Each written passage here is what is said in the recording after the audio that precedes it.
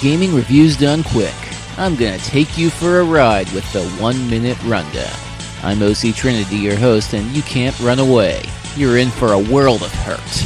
This time we're running down Marvel vs. Capcom. Once upon a time, Capcom created an X-Men fighting game which started out similar to Street Fighter with the addition of a custom combo engine.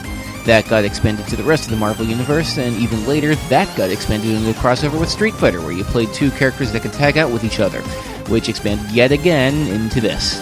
Aside from being a crossover between one of the most well-known comic brands and one of the most well-known video game companies, it's a tag team fighter best known for being able to string together extremely long and damaging combos thanks to one of the most flexible combo systems in fighting games, since they're based more on formulas rather than memorization, as well as being one of the fastest-paced fighting games out there. Naturally, the name recognition and flashiness in its game mechanics makes it a mainstay among game tournaments.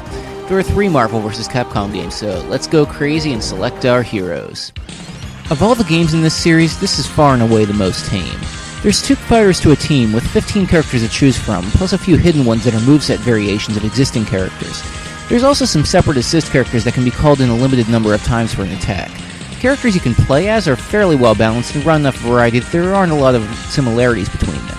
The assist characters, on the other hand, aren't, which is especially a problem given that they're chosen randomly.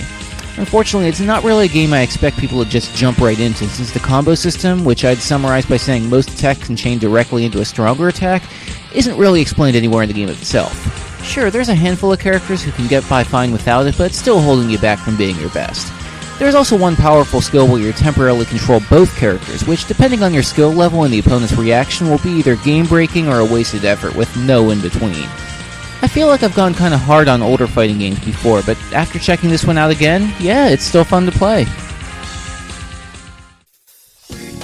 In terms of gameplay, the biggest change is to a 3-on-3 format, with the ability to call in your sideline characters for single attack, new ways to tag out with your partner, and a special attack that forces your opponent to tag out, as well as a simplified control scheme that removes medium attack buttons, which has the side effect of making combos a lot easier to perform. But remember what I said in the intro about the prehistory of this series?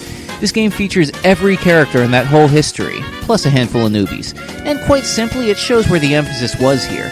Many characters, especially the ones revived after missing several games, don't seem all that well fleshed out, or have very small, unexciting movesets, or they just come off as an inferior clone of someone else. And even the idea of having moveset clones in the first place seems like an issue when you can stack your team full of them. I think it says something about the balance of this game where in high-level play, maybe 12 characters out of 50-60 consistent use. But for those not up to that high level, I think this is a good match, especially for people who can quickly figure out how to play fighting games but won't put in the extra effort to master them.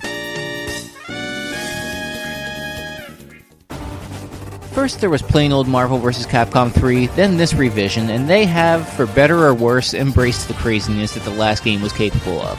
To the point that even with a moderate understanding of this game's mechanics, every character can string together a combo that'll deplete at least half a character's life. Adding to the insanity further is X Factor, a once-per-fight ability that increases characters' attack and speed based on how much of your team is surviving, and it kinda breaks the game, really. For the most part, I have a sort of love-hate relationship with this game, in that I love, or at least appreciate, that the game was clearly built to allow this sort of controlled chaos, but I hate how some combos will end with the character going from full life to dead from a single mistake. Roughly half the cast are new to this series, and most of the new characters bring new mechanics or fill a void other characters couldn't really do, and nearly all the old characters have some new abilities as well. Though once again, there's some characters that just far outclass others. I feel like with some better character balancing, a weaker X Factor, and a combo break mechanic, this would have been excellent instead of just good, but hey, it's still good. And that's all for Marvel vs. Capcom. There's a handful of other fighting games based on Marvel properties that otherwise have nothing to do with this, but the closest I've found gameplay-wise is an indie fighting game called Skullgirls. I considered talking about those early Marvel fighting games here too, but I left them out for 2 reasons. 1, because they're pretty hard to find, and 2, there isn't an arcade-perfect home version of the other tag team games.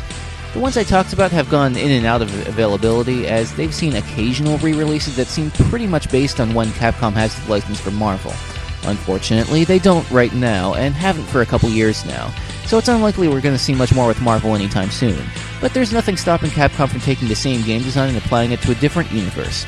In fact, they did that once already, a few years before Marvel vs. Capcom 3, so let's wrap up the show with one last review.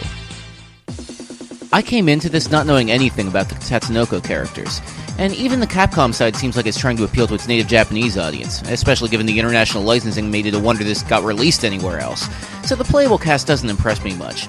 It's probably better to think of this as a separate entity altogether, though, as there are features that are exclusive to this game, among them a universal burst attack that doubles as a combo breaker, and a skill that allows you to cancel your current attack and start attacking again at the cost of recoverable life.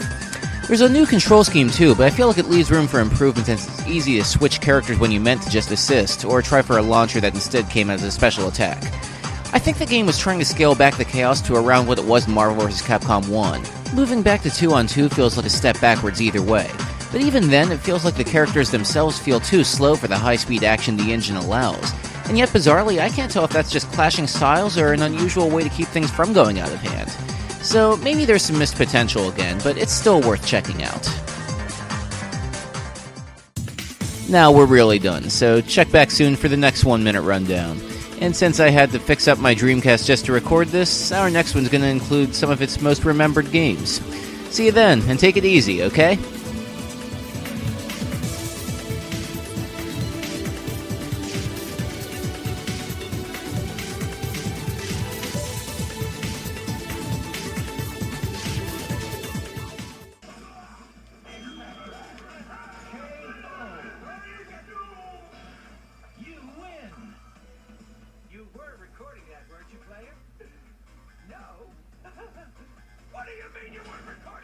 Oh, come on, Deadpool, I was recording that. None of us were recording that. I have a video of me recording that. See? It's right here. Wait a minute, I just did a fourth wall break within a fourth wall break. That's like 16 walls, isn't it?